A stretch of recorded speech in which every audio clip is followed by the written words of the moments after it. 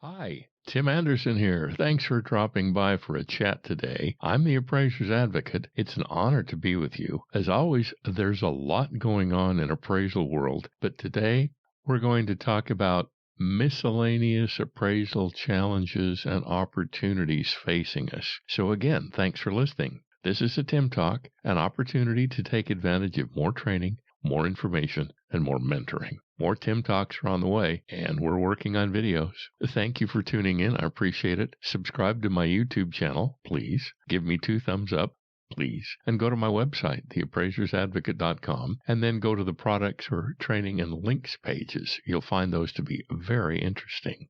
As part of this video, we're going to talk about miscellaneous appraisal problems and issues to avoid. Some of these are quite common to typical GSE appraisal work. Basically, the benefits to us of overcoming these challenges is the fact that we'll become better appraisers. And as we do so, we'll write clearer, more convincing, more error-free appraisal reports. However, we have to understand what is amiss before we can fix those items. So let's talk about them. One of the first issues we face is the ubiquitous use of boilerplate, which is either pre-printed in the reporting forms or which we appraisers tend to merely cut and paste from report to report. There is nothing wrong with the inclusion of boilerplate until its presence begins to supplant the presence of market-driven data and the appraiser's analyses of those data to convert them into information the client can use.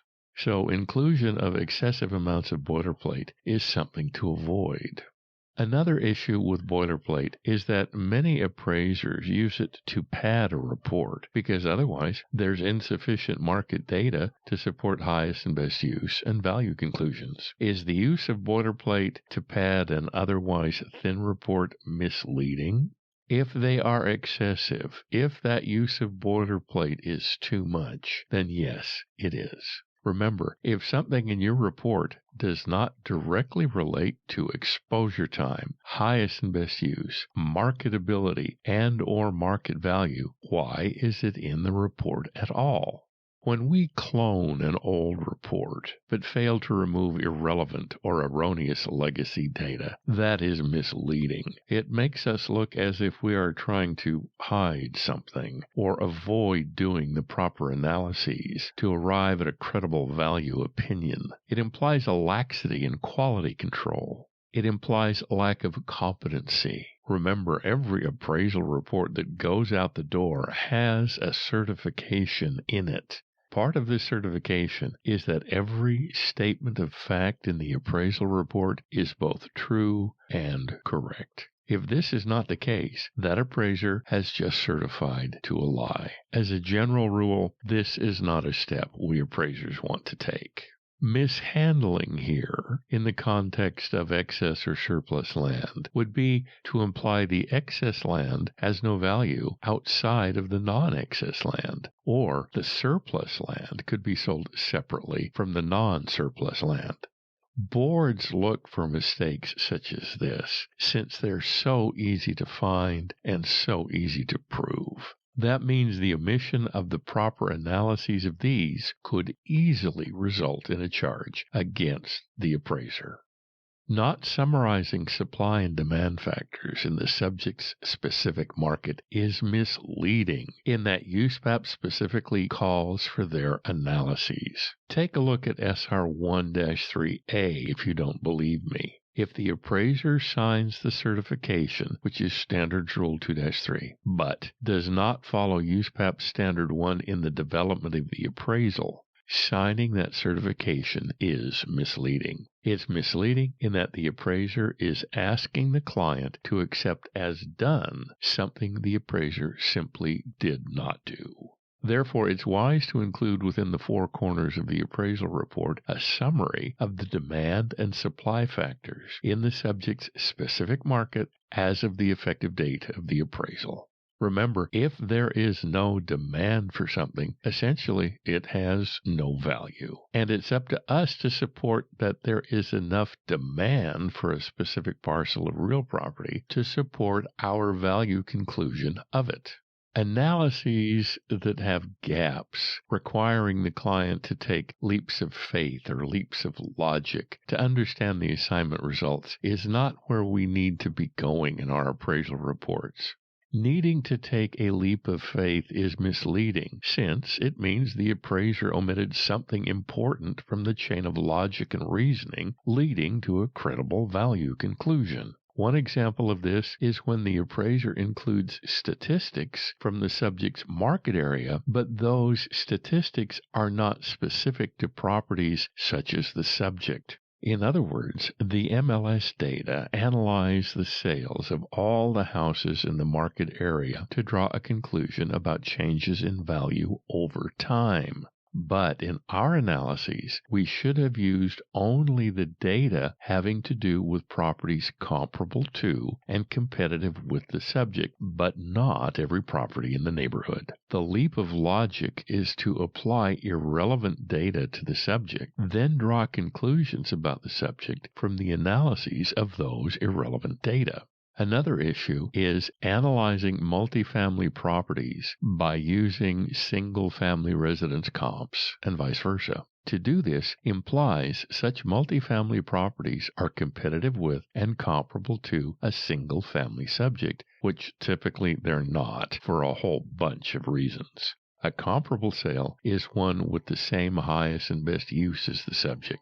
Using single-family residential properties as comps for multifamily properties and vice versa calls into question the appraiser's competency.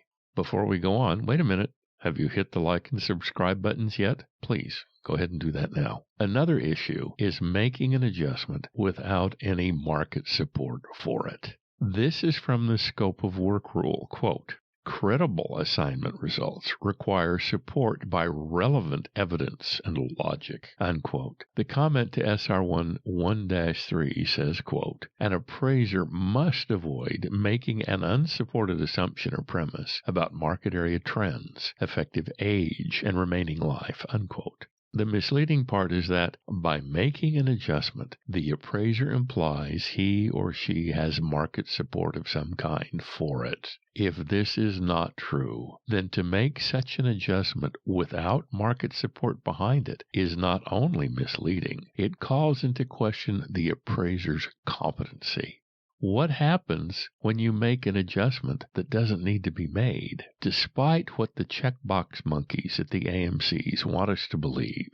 Merely because there is a difference between two properties does not in and of itself mean there is an adjustment to be made.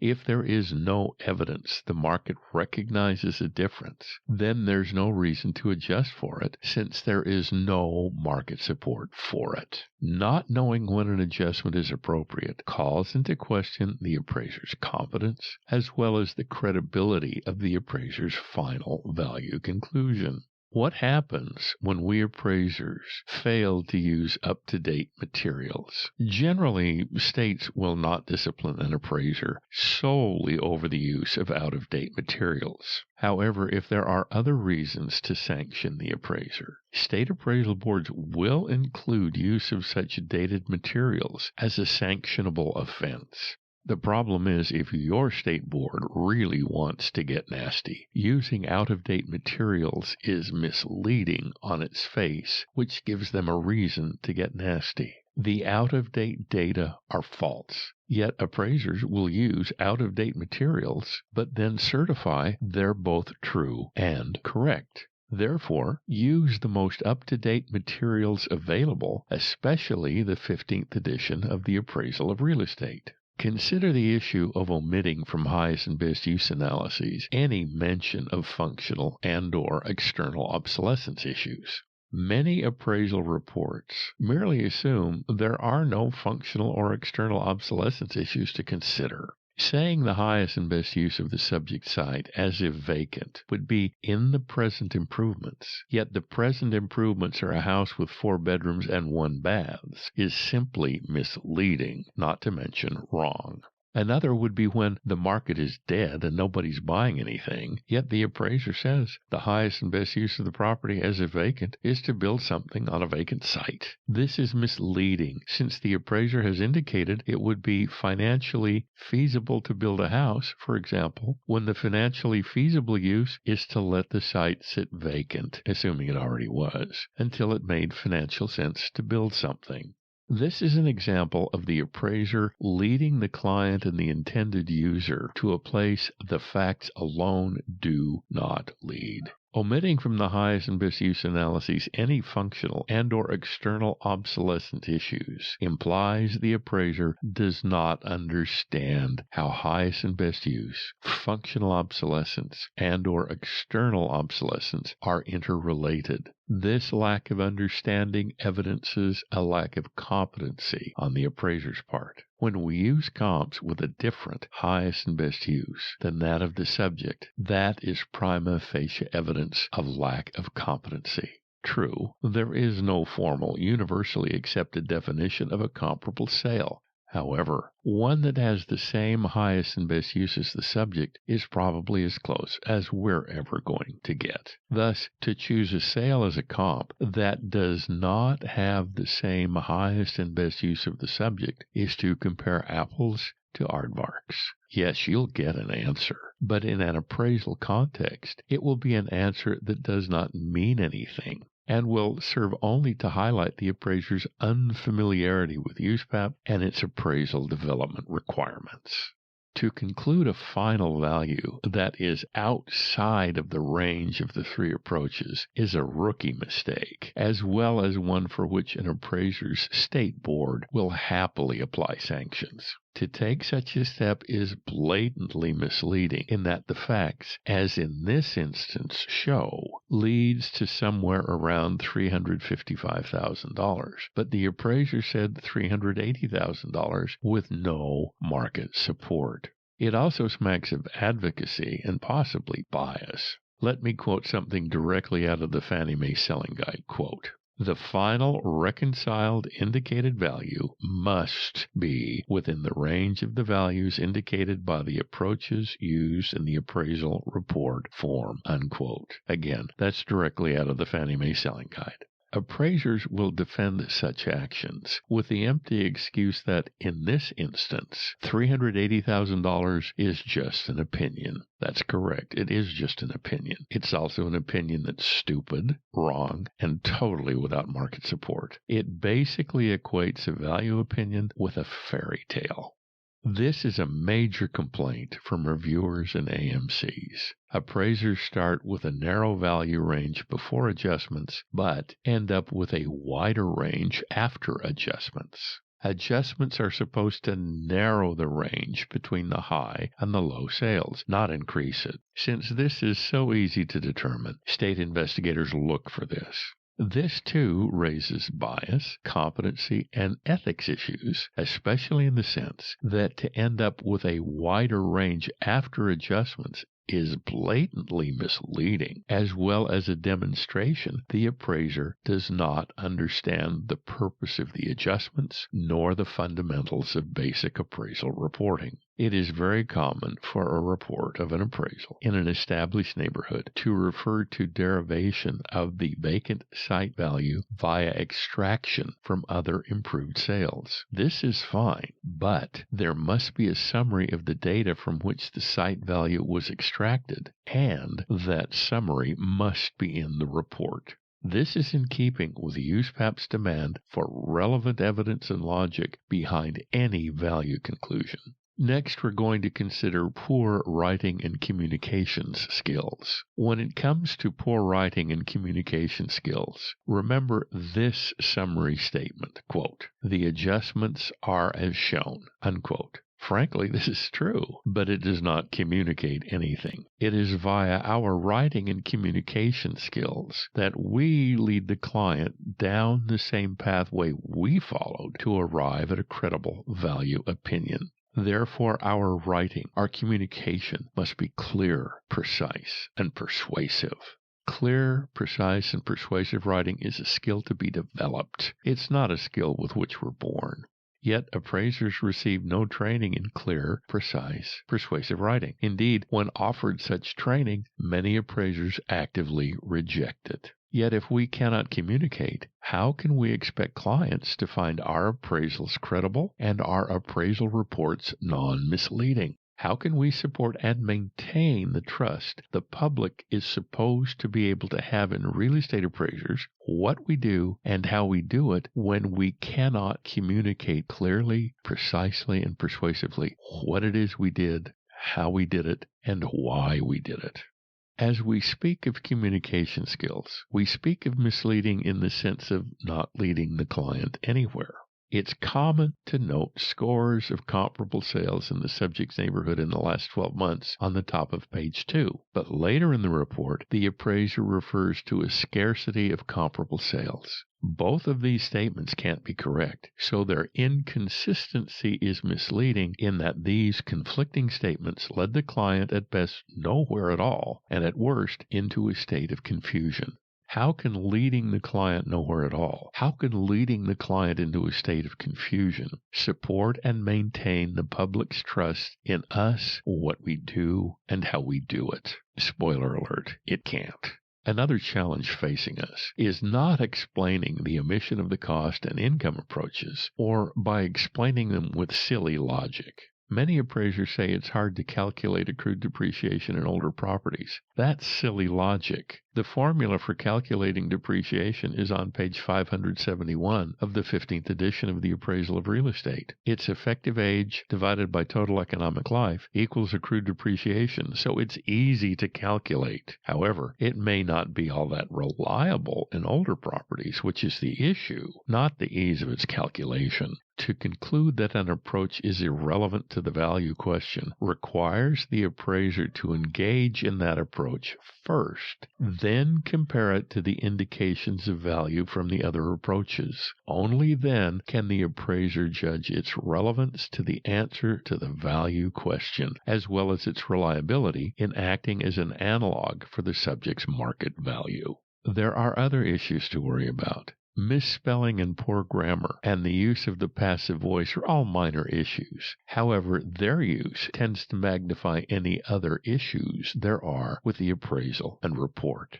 Typing in all caps is unprofessional, as evidenced by the fact professional writers do not type in all caps. Reports poorly organized are hard to read and even harder to follow, thus making them less persuasive. For example, if you're going to use 6 sales, put the 2 pages of the sales comparison approach together so sale 4 follows sale 3. Sale 4 should not follow sale 3 after 5 or 6 intervening pages. Appraiser independence requirements and FIREA apply to lenders, not to appraisers. So to certify that we appraisers complied with AIR is to certify we complied with something that has nothing to do with us. How professional is that? And finally, we never do anything at the client's request. The steps we take are those steps the market demands we take to report non-misleadingly a credible appraisal. We do it because the market demands it, not because the client requested it. The rule of thumb on which way too many appraisers rely, that the GLA adjustment must always be $50 or $75 or $63 or $85 per square foot, is totally invalid. Indeed, those numbers may be the proper adjustment, but we cannot depend on them as a rule of thumb. Rather, we extract the GLA adjustment, assuming there is one, from the market for every appraisal assignment we choose to accept. The GLA adjustment must be logical and must have its foundation in market support. Without these, it's merely a guess. Then we have biases, lack of critical thinking, and logical fallacies. Let's consider these. One example of bias is that of selection bias, which is artificially or purposefully limiting our sources of data when there are other such sources available. An example of this is limiting the search for comparable sales data solely to MLS. There are other valid and reliable sources of such data. An example of a lack of critical thinking is the acceptance of the rule of thumb that merely because there is a difference between 2 properties, that difference must merit an adjustment. We've already spoken of this. It is simply not true. Rather, the market must give us evidence not only of the need for the adjustment, but for the quantity of that adjustment as well. An example of a logical fallacy is the appraiser's lament in the face of his state complaint, quote, "This is the way I've done it for the past 30 years, therefore I must be right," unquote. Here, the logical fallacy is appeal to tradition or appeal to authority. That mere historical use in and of itself provides a foundation of logic and reasoning. In many cases, the appraiser who pleads her case with only this authority doesn't have 30 years' experience, but merely only 1 year of experience 30 times. Now, we've spoken of many challenges that face us. The opportunities that face us are as we overcome them, as we become better appraisers, as we become better at reporting what it is we do, how we do it, and why we do it. Our clients are going to hire us over BPOs, over evaluations, over AVMs. So we have the opportunity within our hands, literally, to change the way real estate appraisal is conducted.